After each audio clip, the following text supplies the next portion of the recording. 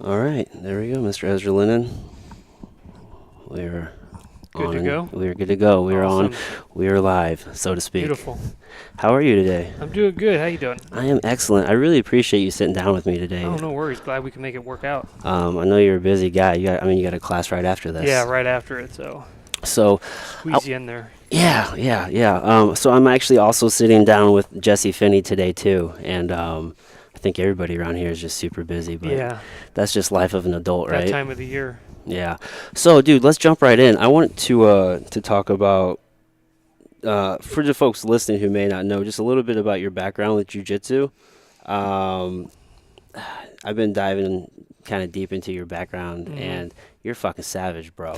I try.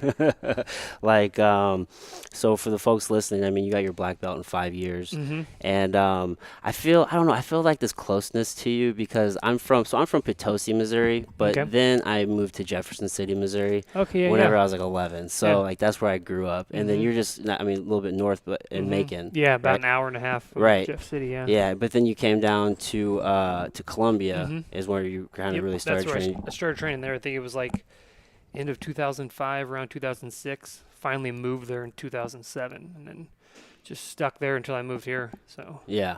yeah. So kind of similar stomping grounds in Hmm. a sense. Yeah. So yeah, so what got you into jiu-jitsu? Were you like a wrestler or No, I didn't have any martial arts background at all. My older brother Zach, who actually has a gym in Columbia, Missouri, he got into judo and jiu-jitsu when he went off to college. Moved back for a little bit, kind of showed it to me, and then I fell in love with it. Got very lucky that in Columbia, Missouri, they had an American Top Team gym there, and they had like 3 or 4 black belts. So I was able to just found that gym and then just trained. yeah. Pretty much all I did. So during that time then you probably were crossing paths with like Tyron Woodley Hmm. and Michael Yeah, Chandler and was yeah, Askren coming through there yeah. at the Askren was time. So coming you through got a there. lot of Yeah. high level grappling Hmm. early on. Yeah, we had a lot of those guys. They started out a lot of their jiu-jitsu and MMA careers right there at that top team gym. So Yeah. got to train with all those guys quite a bit. So that was Yeah. fun. Yeah, man. I remember growing up in Jeff City. That's the high school I went to, and Hmm. we did a wrestling camp over the summer at Mizzou, and like Tyron and all those guys were there, like helping with the camp. And Hmm. man, they are just some crazy Yeah, athletes. yeah, Yeah, super athletic, really good. Yeah, they taught several wrestling classes there and trained with us quite a bit. So I was able to learn quite a bit from those guys. So yeah, that was pretty yeah. cool. So no sports in high school or anything like that. I ran track, but that was about it. Yeah, Didn't want to. Yeah, never been into that many sports. I still don't watch a lot of sports. Watch jiu-jitsu, and that's about it. Never been yeah, into baseball, football, any of that stuff. yeah. Me neither, dude. Just Like, takes too long. It's just kind of just sitting there, and I can still sit there and watch like a 10-minute boring jujitsu match, but like 20 minutes of baseball, and I'm like, oh god, this is terrible. yeah, But I know some people love it. I just never been a yeah. fan. I don't mind going to like games every now and then. Just Hmm. like the atmosphere is Yeah, the okay. atmosphere is fun, but as far as the game goes, I Yeah, remember last game I went to, I didn't even know we'd been there for about half the game. We're like, we don't even really know who's playing. yeah, Knew it was the Cardinals, but had no idea who they were playing. We just yeah, wasn't yeah. paying attention to the game at all. Yeah, I mean, you only have so much time. Hmm. Oh, yeah, yeah. So you watch a lot of jujitsu now? Yeah, Still I watch study it? jiu-jitsu all the time. I like to watch a lot of competition footage. Mm-hmm. That way you can study new games and see what all the new moves are. You know what I mean? Like Mm-hmm. you got to stay up with it because sports always evolving. So if you're not Yeah, watching it, you're gonna get left behind. So yeah, I yeah. watch a lot of competition footage. So you find that you watch it a lot differently now than whenever you first started watching it? Yeah. When I first started watching it, just no idea what was going on. I watched like the old school DVDs, like the World Championships back in like 2001, Mm-hmm. to study that stuff. Not really sure what I was watching. Now I can watch it and I know I'm looking for certain guys to watch their style and picking Right. parts of their game, then rewatching that, trying to see how they did that move and kind of teach it to myself if I can. Right. Yeah, you're seeing just little intricacies that you Hmm. didn't see before. It's like hand placements. Yeah. Oh, they grabbed here. It's like, Hmm. oh, okay. Like he Little just, details. yeah, just little things. Yeah. Yeah, that's super cool. I Those little love. details make a big difference when the actual move happens. Right. Yeah. Absolutely. And I mean, you've when do you feel like you kind of made that shift? To like noticing those Yeah, details. like in your mind, like, cause I mean, you've competed at such a high level and you've Hmm. competed against some of the best. Yeah. So like, when did you realize like you had to start like looking at the game differently? I'd say about the time I got my black belt, that's when I really started teaching a lot, and so Hmm. I knew I need to like keep learning, so I keep teaching more and more things. 'Cause up until that, until brown belt and stuff, I had coaches teaching me and stuff, so I just went there and did what they told me to do. Yeah. But once I really started teaching and having students full time, that's when I knew I needed to keep evolving and not just show the same moves over and over again, or no one's going to get any better. So Right. I'd say around the black time I got my black belt, I really started studying a lot of competition footage. And it's gotten easier over the years. So you've got like flow grappling and all those things. Like you can just watch tons of footage on there. Oh, Before yeah. you had to really look for it. Mm-hmm. You know, there was some stuff here and there you'd have to go and get the DVDs and buy all that stuff. But now, you know, you get a flow grappling thing and you can Oh, watch yeah. whatever you want. Yeah, man, there's so much content available now, Yeah. and then like all of the best or everybody. Unfortunately, even the people who aren't that good are Yeah. fucking putting out Yeah. footage. But everybody's putting out footage these Yeah. days, and so I mean, you pick who you want to learn from. You can Mhm. probably learn from them. Yeah, you can go on YouTube and type in XPass and see world champions putting it out there and then a bunch of goobers putting videos out there. And it's like Yeah, and that's everyone's putting stuff out there. It's like if Salo's putting out a video on here, why do you think you've been training for 6 months? You need to put a video out of the same move. You know what I mean? right. So it's like you got to filter through all that garbage and then try to find some good stuff. Right. Yeah. How what's a young jujitsu practitioner to do? How are they supposed to navigate that water? Man, it's tricky because you go out there now and you see a lot of the. It's unfortunate too. Like with the social media helps. Yeah. Then you also see like a crazy 10-step move where the guy is just laying there, and the person doing the moves doing like a crazy back take to twister hook to calf slicer, 10 moves. And it's one of those moves that's not going to work in real life, but the guy's just laying there, not resisting. So like, oh, that's a cool move. I want to try that in class. You got a guy who should learn how to just get his guard back from half guard. Yeah. He's wanting to learn how to like do a crab ride, take the back, Yeah. berimbolo, and it's like, oh, Dude, that's annoying. it kills me. So I teach kids class, and some of these parents will let their kids just all day just watch YouTube jujitsu stuff, and it's like, hey man, like I get what you're trying to do, but then you're almost just negating all the work that we're doing here because like these kids are trying to do some like crazy like 10th planet Yeah. jujitsu shit, and Yeah. it's like that's not what we're training right now. Like, Yeah. I need you to shrimp, and then like I Yeah. need you to learn like an Yeah. arm bar and like a Basics first, then Yeah. we can do that goofy, fun Yeah. internet stuff. You know what I mean? But right. that's the cool stuff that starts trending on like Instagram, and everybody wants to do it. You know, like Yeah. oh, that 50,000 views in one day. I want to do that move. That's cool. Mhm. That'll work. Yeah. But meanwhile, they don't know like the stuff. Like if you mess that up, you gotta know how to get back to guard, how to do this. Like you mess that move up, you got your back taken. Now you're Right. Now what do now you you're do? done. How do you get out back? Oh, you don't know how to get out of there because you wanted to learn how to berimbolo from some weird position. So Right, because it looked really cool yeah, on Instagram exactly. or YouTube. Yeah. Yeah, that's a challenge that a lot of people face for sure.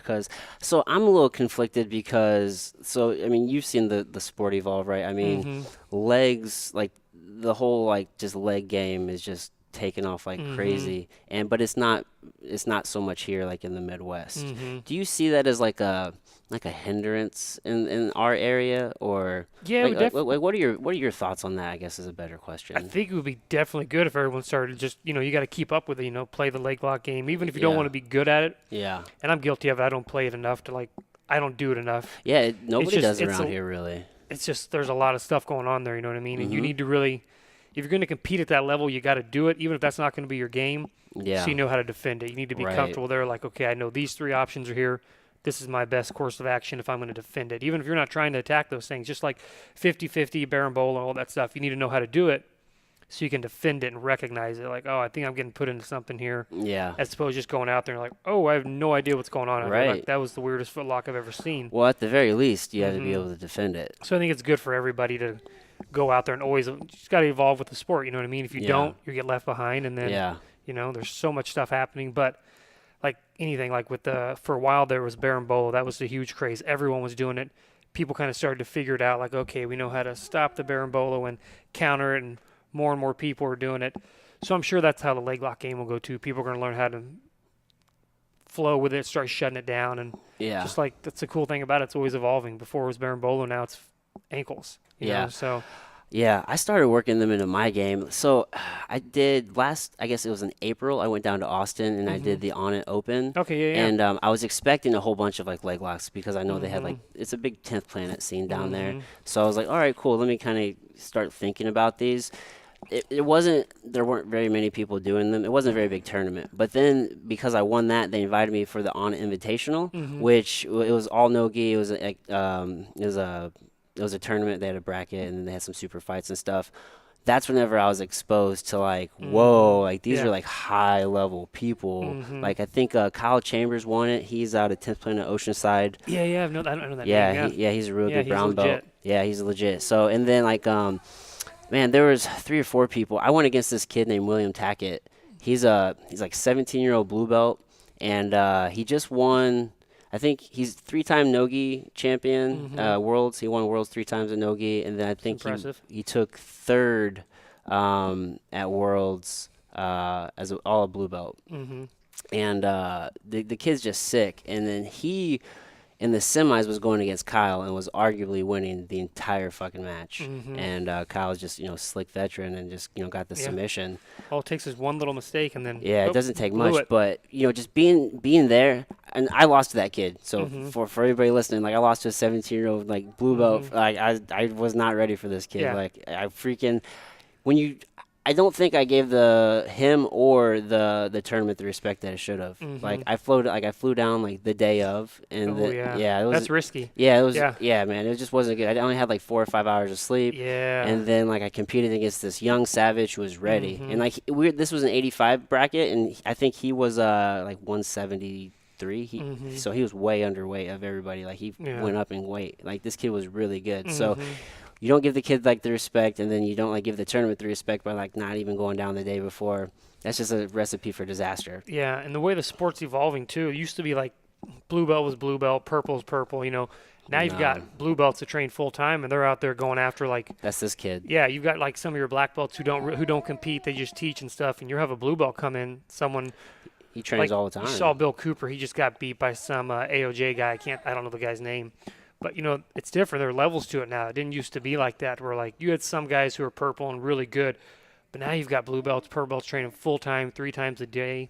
A lot of them are on the gear, too, so that really helps. Yeah. And they're going out there and, like, it used to be like, that's a blue belt. I'll beat him, no problem. It's like, oh, man, that blue belt is – He's that different. guy rolls like a brown belt level. That guy is good. He's got Yeah. a really good game. He trains 3 times a day. So, yeah, the sport is gotten crazy. It's We're really like, tricky too because some schools. So you got your black belt in 5 years, and you were. I read like an article. So you're saying you were training like 7 days a week, like twice a day, right? Yeah, that's pretty much all. I didn't So really go that's- out and party or anything. That's all you did was jujitsu, right? So some schools, depending on like if it's like a super like old school Brazilian guy who's teaching you, he might have made, even if you did that, he might have made you sit in your belts for longer. Yeah. You know what I mean? So like you just don't know. Yeah, everything is different, man. Everyone has a different approach to it, and some people throw those promotions out there really quick. Some people are stingy. You never know what you're going to You get. just never know. Yeah. Some places they will. And the unfortunate thing with the way jiu-jitsu's going, it's getting bigger and bigger, Yeah. and more people are opening up gyms and trying to make a living off of it. So to keep their doors open, they got to kind of water it down. We're like, if I'm gonna, used to be like, you didn't get a promotion that easy, you didn't get stripes that easy. You got it when you got it. You know what I mean? Like, Yeah. you should be training jiu-jitsu to get better at the sport, not training for a belt. Right. But it's gotten to where now everybody wants, you got to keep people coming in the door, so you got to get promotions more regularly, even if the person is not very good. It's like, it's okay. It used to be blue belt. When I started training, I'd see, like, I remember going to Chicago, Naga, the first time I was a white belt, didn't have any stripes, only been trained a few months, and I saw some blue belts up there and stuff. I was like, man, that'd be cool to be a blue belt someday. That is elite, you know what I mean? Yeah. Like, and then it's just gotten over the years where, like, they kind of look at some places look at blue belt as like, it's a beginner belt, you know what I mean? It's like, I think every belt should be earned and should be elite, you know what I mean? Like, Oh yeah. if you're a jiu-jitsu blue belt, you should be good. You shouldn't be able to get mauled by some guy who has high school wrestling, and you see that now. You see guys who are blue belts or purple belts, and it's like, my God, what's going on here? But everyone wants to make a living off of it. Everybody wants to open up a gym now, and they're like, I got to keep the doors open. So unfortunately, I feel like jiu-jitsu is getting watered down a lot, Yeah. which that's the unfortunate. You still got a lot of guys that are really good. You've got your legit gyms, but then you've got places that are just trying to keep the door open, and okay, you've been here 3 months, here's 2 stripes. It's like, oh man, that's not how this goes. Like, you Yeah, need it's to like earn have that you stripe. Yeah, competed? Like yeah. time and belt does kind of mean something, for a vast majority of the people. You know what I mean? Like there's your outliers for sure. Your Ezra Lenons, your BJ Penns, fucking, he got his black belt in 3 years. Yeah.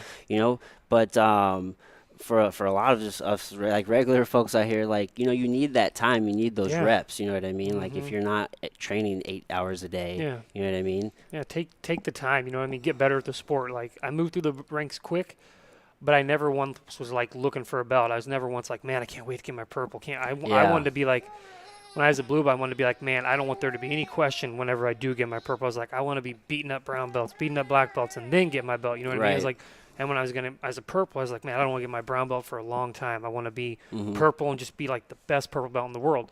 You know what I mean? And some people, they just want that belt to be like, yeah, I'm a jiu-jitsu purple belt. Right. Yeah, you know what I mean? I didn't really put the work in, but I'm a purple belt. You know what I mean? And you Right. get out there, and it's like, man, you're really not that good. You're like, Hmm. you're not good at all. And At all. that happens a lot now with the sport, and the bigger jiu-jitsu get. It's good because the sport's growing. You know what I mean? More Yeah. people do. Like, used to be just Vaggie here in St. Louis. Now you've got a ton of people. A lot of people. But just like anywhere you go, you know what I mean? Like, the sport's just gonna get watered down more and more. Right. People want that, and a lot of people need that. I need my promotion. I didn't get promoted. I'm gonna go somewhere else. I'm gonna quit. You know what I mean? It's like, I always tell people, like, if you're in this sport for promotions and you're in it for the wrong Right. reasons, you know what I mean? Like, Right. that belt's not going to make you any better. That's just going to be wrapped Yeah. around you. You know, that doesn't make you better. Doesn't mean you're going to beat up people or beat up the higher belts. You know what Yeah. I mean? Like, train to get better. That's what I always did. And then the belts will happen. You know what I mean? If you really love the sport, you should be in it for the long ride, and then the belts will happen. You know? Oh yeah. See, I've had tons of people quit because they didn't get promoted, and I'm like, bye. See you And later. I'm not going to promote you to keep you around. If you're in it to get a belt and you're in this for the wrong reason, Yeah. I'd rather lose someone than promote someone who I didn't think was ready. You know what I mean? 100%. Like, if that's what you need, then that's your bad. You quit because you didn't get it. Bye. I don't want people like you around. You know what I mean? Oh yeah. So 100%, man. Because at the end of the day, if you do decide to compete, which Mhm. hopefully that you would, you want to test yourself and compete. I mean, you got to defend that belt. exactly. You know what I mean? Yeah. So, and as a professor, I mean, if you're promoting somebody before it's their time and they go compete, I mean, that's a direct Yeah. reflection of you. It's like, oh, that guy's wearing my patch. He went out there and got beat up. Like, you know, people lose. Sometimes you have bad showings. That It happens. happens. But it's like, man, that guy was complete garbage. And, you always see that tournament. See somebody like, that guy has a purple or a brown belt. What the hell? Right. You know what I mean? It's like, that's what you don't want. You see that more and more nowadays where, like, it's not just like one random guy out of that gym that's not very good. It's like you notice like several of those people. It's like, man, these guys are moving up through the ranks really quick, and Mhm. there's a lot happening here that shouldn't be happening. What's the big hurry? You know what I Right. mean? Like, keep the sport pure, keep it how it should be, and stop watering it down. Right. But it's going to happen. You can't control it, so Yeah. just got to worry about yourself and your students. You know what I mean? Yeah, yeah. I mean, as long as you're, taking care of your people, and you Mhm, make sure that your exactly, yep. quality of jiu-jitsu is there. Focus on your students, build your brand, and just let your guys go out there and Yeah. beat up those other goobers. Right. It's know what like I mean? you have a lot of high belts, but nobody has any cauliflower ear. Yeah. Like, Yeah. what's going on How many there? tournaments have you done? I've never competed. Oh, Okay. Cool, Okay. cool. How do you- Yeah. that's cool. Yeah. So, what are your thoughts with kind of the evolution of more submission-only tournaments? I like that aspect. I think it's cool. I think I like them all. People complain about IBJJF. They complain about this. I'm like, if you don't like that format, you don't like those rules, don't do it. You know what I mean? Like, everybody complains about IBJJF. Oh, the refs, they like, that going into it. Like, don't complain. Yeah. Don't do it. So I like the style. Like, you got the EBI where they do the sub only. You've got starting on the back, then you've got those no time limit ones. So I think it's awesome where you can have all those different styles. So Yeah. and if you can go out there like someone like Gordon, who's shown that he can go out there and win in every one of them, it just makes people evolve more because Yeah. you can't go out there and play for the advantage. You got to go out there. You got to go out there and go for the sub. You got to go out there and push the pace. Yeah. So I like the idea of the sub only. They're not my my favorite thing to do, the no time limit stuff. But Yeah. that one I'm doing in February, that is 10-minute sub only. I like the time limit on it. I've never like the done like a long- no time limit match. Hmm. That seems, I think the longest match I've ever done was like a 20-minute sub only, and that was exhausting. That's a long time. That's a very long time.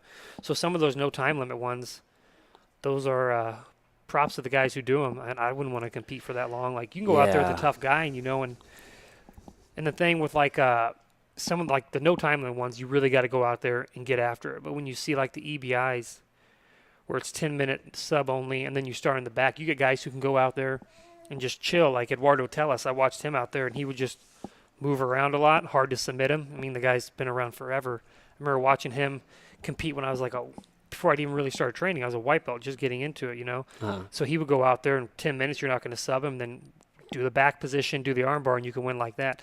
That's the only problem. Excuse me.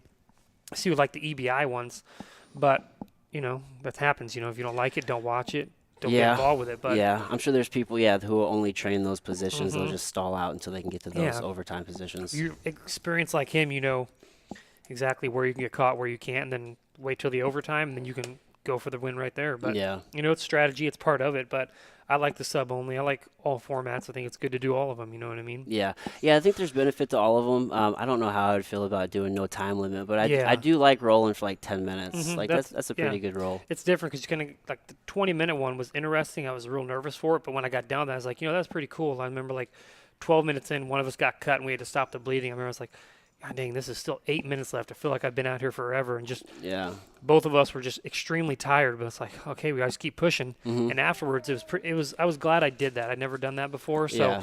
that was a fun experience. It was a lot more fun than I thought it would be. That's not saying I'd want to do a 20-minute one again.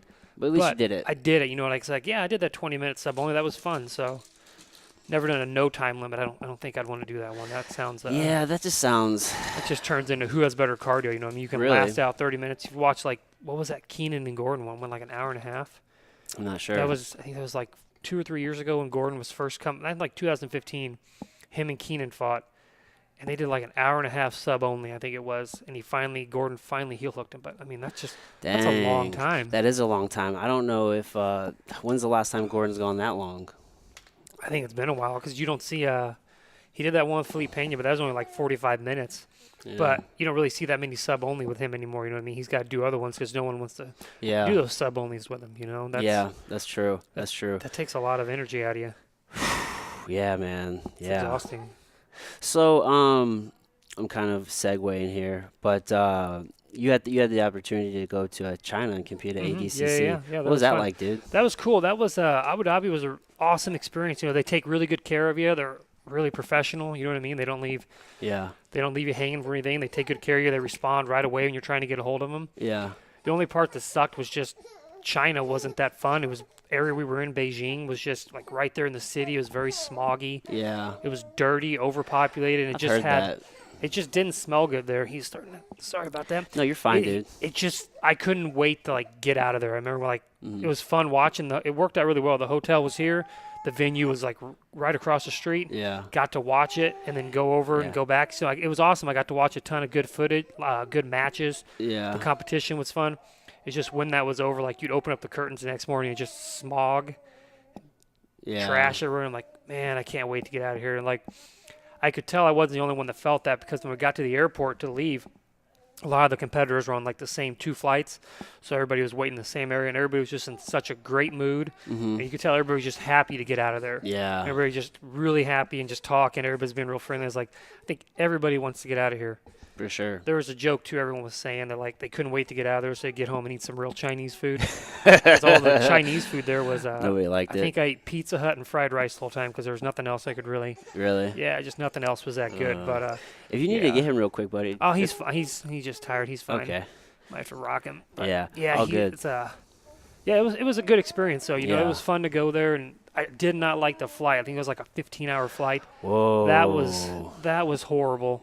And then I think That's the a long guy flight. I competed against first round, I beat him. And actually, he was an American, so he was cool, and we all hung out before the flight back. He's like, "Oh, hey, I got some sleeping pills here. Take one." And so I took one. It had to have been like a caffeine pill because I didn't sleep You're up the whole a time. second. My eyes were wide open. I never got tired. I just sat there watching movie after movie, and I was like, Oh, I think this guy gosh. drugged me with like a caffeine pill or something because Yeah. I couldn't sleep at all. It was terrible. I couldn't wait to get off Dude. that flight. 15 hours is probably restless. Oh man, it was terrible. Dang. Just sitting, you have all those good movies you can watch, but after like 3 of them, you're like, yeah. this isn't even fun anymore. Yeah. Then on the yeah. TV, they have a little countdown, the clock, like 12 hours, 59 minutes. And it's just, I'm sitting there watching the minutes tick by, making the flight even longer Dude. because I'm just watching and I'm like, God, I can't wait to get off this thing. I'm getting stir crazy. I'm getting antsy. There's not much I can do. And Yeah. man, it was, other than the flight, it was a good time. I got to see China a little bit and walk around there. And it was interesting. It was a different culture there. So Yeah. I had a buddy, his name's Alp. I'm going to fuck up his last name, so I'm not even going to try I to say know- it. You know Alp, I know, right? yeah. Yeah. Fought in the UFC. So, Yeah. I guess he was fighting for one of the China-based organizations out there Mhm. for a while. And he had come and visit, and I was like, dude, how awesome is China? Is it great? He's like, dude, honestly, it's trash. Yeah. He's like, it's really dirty for the most part. It was crazy dirty. Like the river I walked over, like just not like a huge one, big creek or I don't even know what it was, but there was trash floating in it, and it was nasty. Yeah. I'm sure if you actually got out to the countryside and went saw there's some beautiful stuff, but Yeah. I wasn't gonna get in a taxi and go venturing off by Right. myself, and Yeah. no idea how to communicate. So Yeah. I walked around like within a couple blocks of the area, and I was like, all right, I've seen enough. This is Yeah. Well, I this is think even enough. in the countryside, he was saying like Oh, it's just really? really poor. Yeah, He's I like could it's see just that. really poor. There's not a lot going on. Like I think it's like the best part is maybe I think he was saying like maybe you said you were in Beijing. Mm-hmm. Yeah, Where was he at? Might have been there's two big cities in China, right? Is it Beijing? Beijing and man, I knew the other one because I can't remember Is what it- it is though. Is it Hong Kong? No, is it Hong Kong? It might be Hong Kong. that- Yeah, that might be Maybe. it.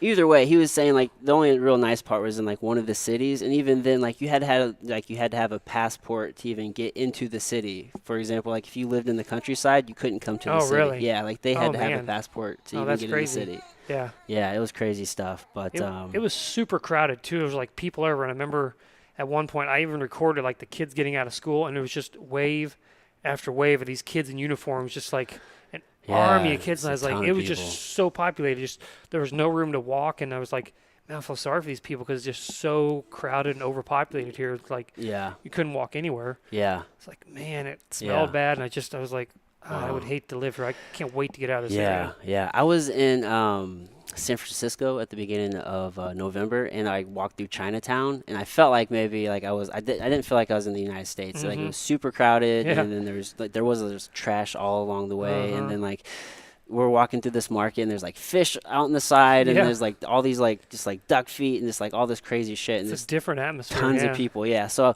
I mean it's probably not quite the same, but pretty damn close. I mean Yeah. it was Chinatown. That's how it was when I went to Chinatown when I was in New York, and that was the same thing, like fish everywhere. And Yeah. it was different. Yeah, Then like you walk ducks a hanging block- in the yeah. windows and And then a stuff. block later, it's gone. You're like, oh, that was it. That's cool. Yeah, But yeah, it's different. But yeah, yeah. it was man. good to experience and just see it. You know what I mean? But then 2015, I went to Brazil. That was just man, I can't remember what town we were in. Maybe Sao Paulo. But that was just like a massive city. You know I'm what I standing mean? It with you, was so you're not dealing with standing. just standing there like a weirdo. Hey, that's all right. That was just a different. That was just like a massive city too. It was kind of dirty. Uh-huh. Wasn't that cool, and so both times I went there, I wasn't like I got to go out and do a lot of sightseeing and stuff because I don't know the people. I was there by myself. Brazil's gonna- pretty dangerous from my understanding. Exactly. So like I had two of my students went with me, and we followed like they had signs telling us how to get there, so we stayed in a group. Oh yeah. I wasn't gonna like venture off Yeah, and go man. like, hey, let's go sightsee down the road. Like we didn't go further than like a couple blocks away, other than like walking to the venue. Right. We stayed right there, stayed in the hotel, and it's like I'm not gonna go out and get robbed. Yeah, there's 'cause- no need to ask for trouble. Yeah, I mean, Yeah, my luck, I'll go out there and get my passport taken away, stuck in the country or something. dude, And that would be the worst. yeah, so we just chilled, went to the venue, walked in a big group, and that was Yeah. it. So That's other than cool that, though, yeah, man. Yeah. So you got to travel all over the world. You got to meet like a ton of cool people, and Mhm. just all through jujitsu. yeah, Yeah, it's pretty cool. yeah. All because your brother got, got you into it. Got into judo and then got us all started out on it. Nice. And I have nice. two brothers who are actually both black belts that live in Colombia. Okay. So yeah, that's pretty. Three black belts in the family. Yeah, I've heard the Lenon brothers. Yeah, yep. So I didn't really I wasn't sure what like I got older brothers. They're twins, and then all three of us are black belts. So nice. Yeah. Did they beat up on you when you were coming up? Is that oh, like through the jiu-jitsu or just growing up? Yeah, just of growing course. up? Yeah. But not so much through the with like Levi. He was down in Georgia. He was in the military, so we didn't get to train as much. We get to train all the time now. But then Zach and I, once he moved to Columbia because he was originally in Springfield training, yeah. got his purple belt. Then he moved to Columbia so he could train at the black belt full time because when they were in Springfield, they just had like a Gracie Baja affiliate and a black belt that would come in occasionally Yeah. and run stuff. They didn't actually have like full time, so he took advantage of Columbia having 3 black belts as well, and he moved there Yeah. so that way he could train full time with black belts and all kinds of stuff. How you doing, buddy? He's teething a little bit. Usually he's a little calmer than this, but Yeah. still doing pretty good. But He's yeah, doing so we get to train quite a bit now. Anytime we go back to Columbia, I go back to my brother's gym. We all get to train and stuff. So Yeah, that's and cool. It's also good too because we get to bounce like, hey, did you watch this one match? Take a look at what he was doing there, and you get to bounce the idea of that move off him. You know what I mean? Yeah. Like, what did he do there? Oh, I think it was this grip. You're like, okay, yeah, you're right. Yeah. He did use that hand to do that. I thought it was this. Yeah. So that's cool. You can bounce those ideas off each other. Be like, hey, have you seen that new game this guy's playing? Mm-hmm. You know, and you get that, so that helps too. And that also helped like coming up through the ranks when Zach moved to Columbia. We're purple belts, so we would train together. You know, Uh-huh. we'd go in and practice some stuff. Like, oh, I'm having trouble doing this. Let's practice this, and so we were able to like bounce those ideas off each other. Mm-hmm. and get extra training in there and getting really to fix on each other's holes. So that helped us out quite a bit, being able to train together all the time and Yeah, work yeah. on things like, Yeah, when you have like a sibling to train with, that's yeah, huge. exactly. Yeah, yeah. I couldn't imagine having two older brothers. I'm the oldest of Okay, three, yeah, yeah, so that's why, like, man, I know the kind of hell that I gave my little yeah, brothers. So I could uh-huh, only imagine like yeah, having two older brothers to grow up with. yeah. But then, yeah, I mean, once you're at a certain age, and then you all can train together. Yeah, yeah. So it's fun. We get together, get some good training sessions in. So it's a lot of fun. For sure, for sure. It's fun too. We get to go to tournaments. We've gone to lots of tournaments together, world championships, all kinds of tournaments, and it's fun too. Zach and I, we've closed out absolute tournaments together. Oh, So that's cool. yeah, so that's a lot of fun closing out like an absolute with your brother and stuff. So Yeah. that's always a lot of fun. So we've had some good experiences with jiu-jitsu through all of us traveling together and doing Mhm. stuff. So it's been pretty fun. How do you like to approach your training? Like for example, I'll take certain periods of time, like 6 months, and like I'll only work like one thing. Like I'm just gonna work back for like the next Mhm. like 6 months, taking the back. Like Yeah. like what's your approach to I training? think that's a good approach. I think you always need to be working on your holes and evolving. Yeah. So I'll do one thing for a while. I try to do a lot of drilling. Mhm. Instead of just rolling. I Yeah. used to like coming up through the belts, like roll as much as I could. Now I try not to roll, but maybe 2 or 3 times a week sometimes, because one, the more injuries I have, the older I get, the harder it is for me to recover. Man, it's hard on the body. And rolling doesn't make you better; it's the drilling. So I try to get drilling sessions in as much as I can. Yeah. And I think that really helps. Like I'll work. Okay, I'm going to do 300 passes of this every night this week. You know what I mean? Or we're going to work back tacks. Or so I think that's what you got to do. You got to focus on one part of your game. You have your A game. That you can do in your sleep. You know what I mean? You can always fall back on that. So it's always good to try to add new stuff. And then you're like, I don't really think this move works for me. I don't like this move. I'm not going to put it in my game. But then you at least learned it. You know what I mean? You got Yeah. to practice. You're like, okay, I'll be able to recognize that when someone else is doing it, or I can teach it better or something. You know what I Yeah. mean? So it's always good to be evolving and working on stuff like that. But I do lots of drilling, lots of speed drilling. Like while guys are rolling in class, I'll get with another guy and we'll do 500 passes or something. Okay. And that's just like quick passes too, like a knee slice, stuff you can hit real quick, like sets Yeah. of 10. You can get a cardio workout out of that. So I do a lot of drilling, and I think that's very important to do lots of drilling. Right. Yeah, it really is. I mean, like you said, everybody wants to roll. Like Yeah. that's the fun part. That's the best part, you know what I mean? Like Yeah. you get to go out there, practice your moves, choke some people out, but a lot of people don't like the drilling. You can teach a move and you see people like drilling it during class, they're like getting tired of it. And Yeah. I was guilty of that coming up through the ranks too. Like I get tired of doing like half guard sweeps or knee slices. I'm like, I know how to do this. I need to do it again. Like, why am Yeah. I doing it again? Third night we've done this.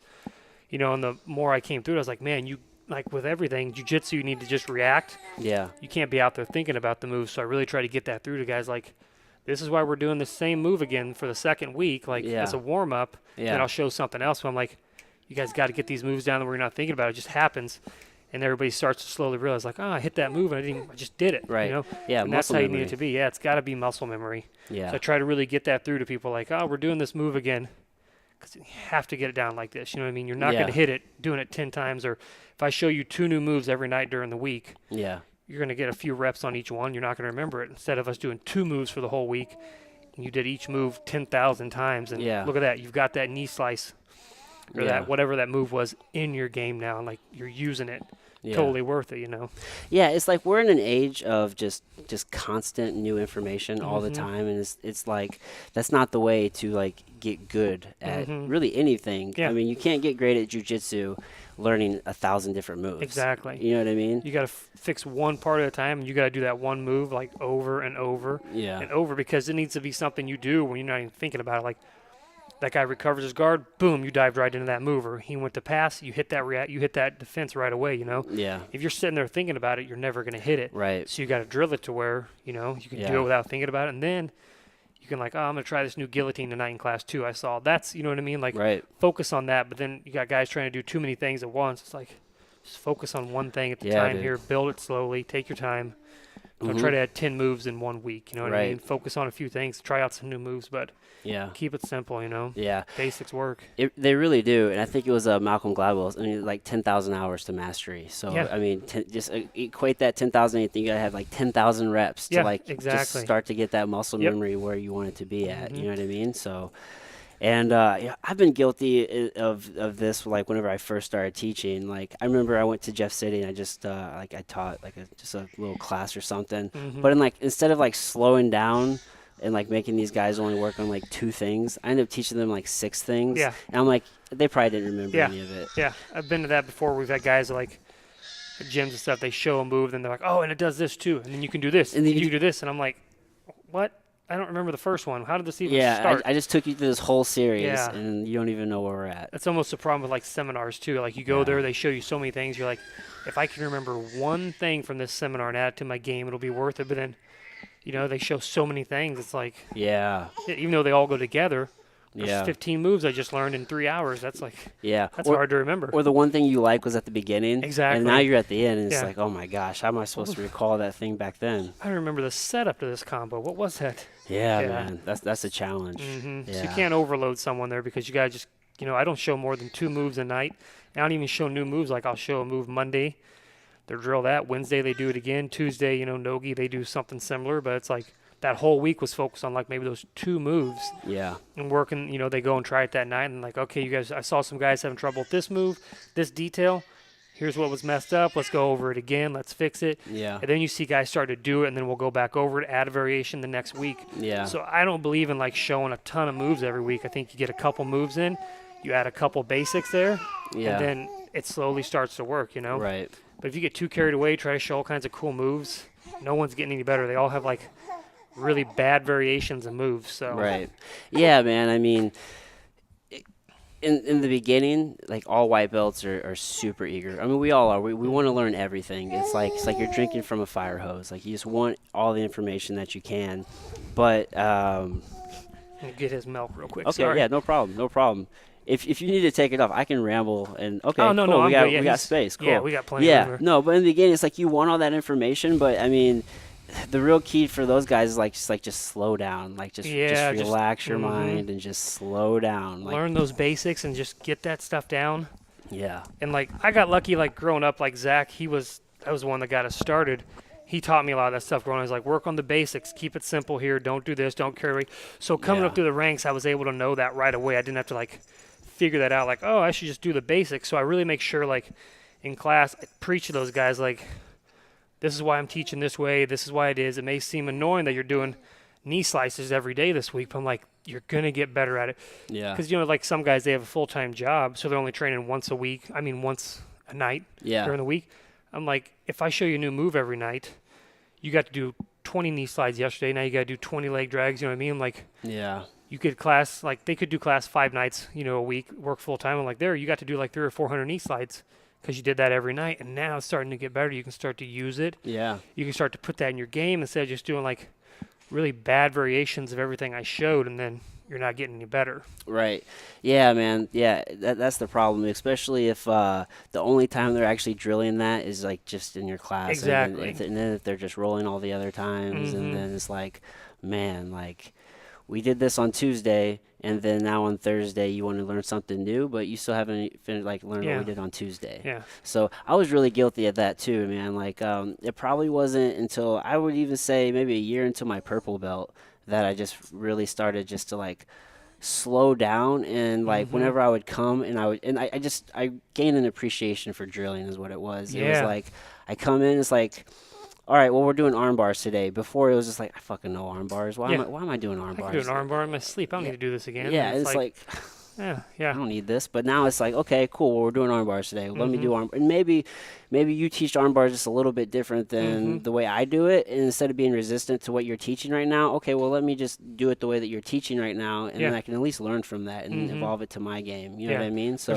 The thing with jiu-jitsu is like there's so many variations, and Yeah. everyone has a different approach to a certain move. Like I do my arm bar like this. Like, okay, let me play. I don't really like doing it like that, but I know another way. If I can show that to someone, like, oh, this variation doesn't work for you, I just learned this variation here. Let me, and you know what I mean? Like Yeah. you can pass that along.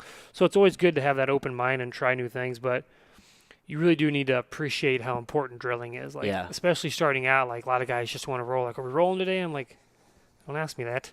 yeah, Just stick with the drilling. So there's some nights where I don't want to drill, and I'm like, I need to though. You know what I Yeah. mean? Like I'm gonna go out there and compete. I need to do these passes. I don't want to. I'd rather just sit there and watch everyone else roll and relax. But I'm like, nah, I need to get Yeah. a few hundred reps in here while I can. And afterwards, I'm like, all right, I'm glad I did that. yeah, You know what I mean? But sometimes drilling can get kind of boring. You don't want to do it, but man, it'll make you a lot better. Makes you so much better. Dude, I shrimped for 2 hours the other day. Yeah. And then, like, I could immediately feel it whenever I rolled.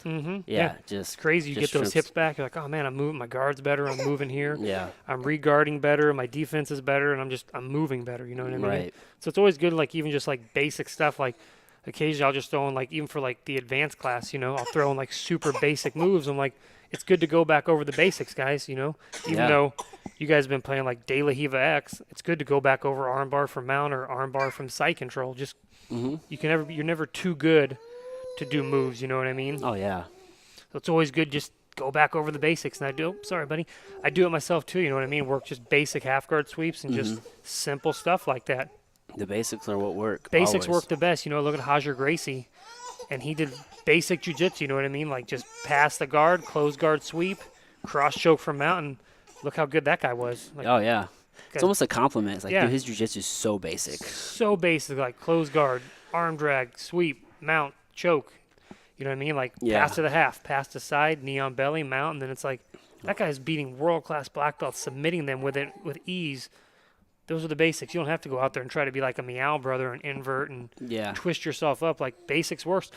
There's a guy, I'm going to butcher his name, but it's like Hudson Mateus or whatever his name is. I don't know. He's a Kyotera black belt. But he's back with playing the closed guard old school. He hooks the sleeve. He's big into arm bars from mount, arm bars from over, and he's got like that basic old school jiu-jitsu. But I mean, he's world class. He's out there. He's really good. But that's a guy who's doing basic jiu-jitsu. He's not out there doing fancy inverting or anything crazy. Yeah. He does closed guard, and he kills people with like good black belts. So Yeah. it's cool to when you see like an old school style of jiu-jitsu come back against these modern guards and stuff. And it's like, oh, that's cool to see like the Yeah. old school style Like it still still works works. today. Yeah. Yeah. You just got to make it work for your body and your type, and then it still works. So that's what's Yeah. cool about jiu-jitsu. It always comes back around. You know what I mean? It's like, 100%. nope, closed guard will never work. It's done. You got a guy going out there and competing at the highest level, beating people with basic closed guard. So Right. that's a really cool part of jiu-jitsu. Yeah, that's super cool. But on the flip side of that, you got things like in the most recent UFC fight with BJ Penn. I can't remember the guy he fought. Ryan Hall, yeah. Ryan Hall, right? You forever. It's like nobody's ever going to do that in a fight. It'll never work. You're not going to attack the legs. You're not going to go invert. Yeah, you're not going to do that Imanari roll into a heel hook. You Like, know what I mean? that'll And- never work in a fight. You'll get Yeah. your face punched off, right? And he does a good job of, go out there and submit BJ Penn, who although BJ is way past his prime, I wish Right. It's not the same BJ it's Penn. not the same, but still you go out there and tap a guy who's good, you know what I mean? But Yeah. High level jiu-jitsu still yet, I would hope. yeah, it's unfortunate to see someone like BJ who is so good still fighting, losing like 7 in a row. It's like, Yeah, man, he's gonna end his career damn near 500. If oh he keeps yeah, I mean fighting. he's like 15-13 now or Yeah, something. he's It's like he almost hasn't won a there. fight since like he knocked out Matt Hughes. Really? When was that? That was like 2011 or That he was hasn't won a fight Oh since. man. It's been a while. I mean, he had a few years where he didn't fight in there, but I think he's lost like his last 6 or 7 fights. Yeah. And you hate to see that guys who were so good and they had like their legends, like Chuck Liddell, some of those guys, and they just Fighting for checks. lose, and it's like, oh man, like Yeah, hate man. to see that because Especially like it's just Chuck Liddell, unfortunate. because like I don't think BJ Penn. I mean, BJ Penn's taken a lot of punishment, but like Chuck Liddell, his last fight, like his lights got shut off. Oh Like, man, like that was he's had some it's brutal. like brain damage right there. Yeah, like, man. Oh man, you should not be allowed to fight because dude might be forgetting his name before long. You know what I mean? Like Right. he looked 70 years old out there fighting, and then just Yeah. it's like when you ever notice like when Chuck gets knocked out, he doesn't get like rocked and wobbled. It is just like out Yeah, he's cold, out. and He's he just dropped. goes limp, and that head falls, and the arms go behind him. And Like his head hit. That's a mulch- secondary hit there. yeah, like he has been knocked out way too many times, like brutal knockouts. And it's like, man, stop Please. Yeah. fighting, do something else. Like, Yeah. and I just hate to see those guys. You like grew up watching them fight, and you're big fans, and they just stick around and stick around. You're like, Yeah. man, you're losing to everybody now. It sucks. Yeah, dude. It's like I don't know why BJ Penn would do it. I wouldn't suspect he needs the money. I would imagine maybe Chuck does. Yeah, I could see like some guys sticking around. Like, okay, you need the money, that's cool, but I can't see BJ needing. I know he comes from money, Yeah, that's what I'm thinking. so that's why I'm like, why are you still fighting? You just want to win one more fight? But I thought he would beat Ryan Hall. I was like, oh, Ryan's not gonna be able to get anything on him. And like when Ryan did that roll, like BJ didn't even react. Yeah. It's like, oh, I'm in a heel hook. Then he rolled the wrong way. Wrong It's like, way. Yeah. oh man, like you weren't prepared at all for that. He There's rode a the lot wrong of, way hard too. yeah, like you might have just tore your own knee up. Yeah, Doing that that. was all him. There's a couple of those memes out there where it's got some BJ with some frown on his face and says when everyone's been doing leg locks or Oh, I I saw that. butchered it. It's a It's like funny meme, but it's like yeah, like you missed. I think you posted that. Yeah, yeah, it's like it's when pretty everybody's learning funny. leg locks and It's you've been like missing yeah, a that's technique class or something like but like that. BJ didn't even get a sprawl start. It's like his hands were down looking at him. It's like right into it. Like Yeah, oh man. yeah, dude. And yeah, and when he rolled, like yeah, he almost ripped his own knee off. Oh yeah, you watch that in slow motion. You're like oh god, his leg is Yeah, dude, it makes my knee hurt just yeah. thinking about it. But hey, this is the game. Yeah, This is the sport's always game. evolving, and things change. So yeah, you wouldn't have seen like the old BJ Penn that happened to. He went out there and knocked Ryan Hall out. But Oh, yeah. that's. Yeah. I mean, when was BJ Penn killing it back in like 2002, 2003 and stuff? That's a long time to be. I remember he beat Matt Hughes the first time in like 2003 or 2002. Was it that long ago? Yeah, Man. that was like UFC 46. That's when Randy and Vitor fought. So I mean, that was back in 2002. That's a long time to be fighting. That is a long It's time. a lot of wear and tear, a lot of damage. So I mean, you're talking what is that, 15, 16 years ago Yeah. we're talking? yeah, that's crazy. A long time to be Whoa. doing a combat sport. Yeah, man, time flies. You you could do that at jiu-jitsu, it's not beating up your body. But like you got like MMA, wrestling, boxing, like that stuff you're taking brain damage, you know what I mean? Get hit in Yeah. the face over and over again. Yeah, We man. see guys like Vanderlei still fighting or Shogun. It's like, oh man, hate to Yeah. see that. Yeah, they should have been better with their money. I can only Mhm. just assume that they're broke. Yeah. Like, I mean, I can understand like the urge, like you feel like you can still do it, but like Mhm. you're just chasing checks at that point. Yeah, you're not really look at their bodies, they're kind of fat and stuff. It's like you're really not training that hard. You're making weight and just doing the bare minimum, getting knocked out, and your name still carries a little clout because of what you did. Yeah, But you're basically just getting walked all over and just taking brain damage at that point, which is it's not worth it. you know who Gary Goodridge is? You remember him, Big Daddy? No. I think his nickname was Big Daddy. He fought in like the early UFCs. He fought K1. That was a dude who just kept fighting and fighting. You look him up. There's pretty good articles about him and stuff. It's a sad story, but that's a guy who stuck around and kept fighting and was doing paycheck fights. And he has brain damage now. Like he doesn't do much. You know, and Yeah. that guy was back in like early UFCs. I remember he fought like Dan Severn, those guys. Oh wow, yeah. Fought like Don Fry. Fought in Pride, K1, yeah, and this true pioneer. that's a dude who like he's got brain damage now, and it's Yeah. pretty sad. Like he doesn't do much. He like spends a lot of time in his bed looking at his phone and just not the same guy. And there's Yeah. once you get that brain damage, there's no coming back from that. You know, Yeah, It's not and like there- I'll heal up. No, Yeah, dude, and they're showing that You're done. there are cases of CTE from just as little as like high school football, like Yeah. one season even. Like, Mhm. so I mean, I fought for almost a decade, and once I started like worrying about my brain all the time, I'm just Yeah. like I gotta not do this Yeah. anymore. It's not like cauliflower. Like I can get that fixed. Who cares? Like man, you get brain damage. That's permanent. Yeah, You're not getting that back. You're yeah, gonna forget your name, piss your pants, whatever. That sucks. That's scary. yeah. At a certain point, man, once there's too much damage done, Mhm. it's terrible. But the good news is there are actually a lot of different things that actually help our brain. Which, dude, I've dove so deep into this, like Oh, really? like down this deep rabbit hole. Yeah. Yeah. Well, so first, like my daughter was diagnosed with like autism. Okay. She's not very like severe on the spectrum though. I almost Mhm. wonder if this like an even accurate diagnosis because it's such a big spectrum. Yeah. And she's not like a lot of cases by Yeah. any means. But anyway, there's so many different things. So like, for example, like creatine actually helps like brain growth.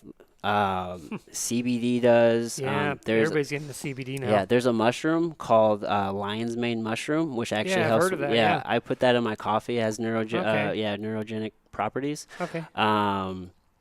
What else is there? Gosh, collagen actually helps, I think, with your brain. Yeah, I the do- collagen is a lot of good for a lot of A stuff. lot yeah. of good benefits with Mhm. collagen as well. So, yeah, just all these different compounds that you can actually use to Mhm. help like regrown brain cells and That's like good. protect them. It's just Yeah, crazy. that preventative maintenance. Yeah. Yeah, and then Instead of sleep. waiting until it's too late. Yeah. Yeah, that's where people mess up. Yeah. And then sleep. So many people neglect sleep. Sleep's then- important. Oh man, it's like the most important. It's just like rest days when you train a lot. I used to be. I never want to take a day off. You know what I mean? Like if I'm doing cardio on Sunday or I'm lifting, drilling, rolling a couple times that day, you got to do something. It's now that I've gotten older, I'm like, man, taking 2 days off, not working out at all, not just going nuts and eating junk food, but just letting your body rest. Yeah. That's an important part of training, in my opinion. So many people, they're like, I can't take any days off. And I used to be that way too. But like, nope, you got to train as much as you can every day, Yeah. or else you're getting worse. You know what I mean? Mhm. And now I'm like, oh man, 2 days off, you come back, the body feels better, your injuries are feeling better. Absolutely. Your body needs that rest. So rest days I didn't used to feel like it, but the more I train, the older I get, I'm They're like, so man, rest important. days are important. Yeah. Doing nothing, just letting that body heal instead of just pushing, pushing, pushing. Yeah. You know what I mean? Absolutely. So I used to be real paranoid. If I wasn't training, I was getting worse. And I'm like, well, that was just dumb. Yeah. Yeah. I mean, and I come from that, like that same, like just that grind, grind, grind, go, go, Mm-hmm. go, especially with like, I was a wrestler and then like, moving into MMA, it's just like, you got boxing, you got MMA, you got Jiu Mm-hmm. Jitsu, like you got wrestling, you got to get all these different things So in. many things you got to do. You got to cram. There's no time to rest. You know what I mean? So, but yeah, the more I've learned, dude, rest is where it's at. That's where the gains really are. Exactly. Like Yeah. that's whenever you, Sleep. You got to let those muscles, that whole body, just relax. And then, yeah, hmm rest days are important. I always tell guys that, like, oh, I got to train. I'm like, man, just take a day off. yeah, Let your body start over. You know what I mean? Like that is important. yeah, Remember, and another thing is, I never used to believe in like overtraining. I always thought that was a myth. I'm yeah, like, you can't overtrain. You train hard, you feel good. And it seems like 2013, no gi pans. My last day of training was like the Tuesday before, and I was going really hard every day, cardio, everything. And I was in good shape, but man, I got out there in the match. I felt good for the first 4 minutes, and then we had a scramble. They restarted us in the middle, and I just felt dead. I was like, man, my legs are jello. I wasn't breathing hard. Just everything shut down. I was just yeah, exhausted. After that match, I hydrated back up, went and rested. I was like, all right, I'll feel good for the absolute. Went out there and was just dead. And yeah, I was like, man, I really overtrained for this one. I was going out at like midnight and we were doing hill sprints. You know what I mean? I'm like, okay, we're going to train 4 times this day. Your body you can't do that. You know what I no, mean? Like, you mm-mm. can, but you kind of need a little help. You need you need to be on some jet fuel or whatever they say. Yeah. I So mean, yeah, you're gonna need something to eventually it help you. catches up with you. If you're not on something trying to help you, your body can't really handle it. And I didn't used to think that was real. Like, no, Yeah, you can't overtrain. You're getting better. You're yeah. getting in better shape. What's the worst that could happen? But that is very, very real overtraining.